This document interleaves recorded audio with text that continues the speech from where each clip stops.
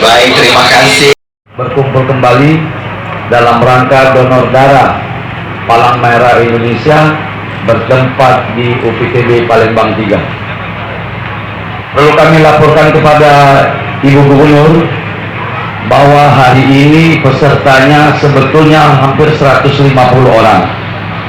Namun karena keterbatasan dan prokes, kami cuma mengambil 100 pendonor. Ini saya dibantu sepenuhnya oleh rekan-rekan dari kecamatan yang di lingkungan kerja kami, serta dari rider 200 sebanyak 50 kantong darah.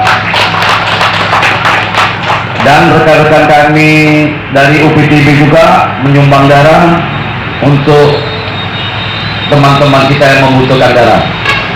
Acara ini kami selenggarakan dalam rangka menjelang bulan suci Ramadan. Indahnya berbagi, setetes darah selamatkan sejuta jiwa.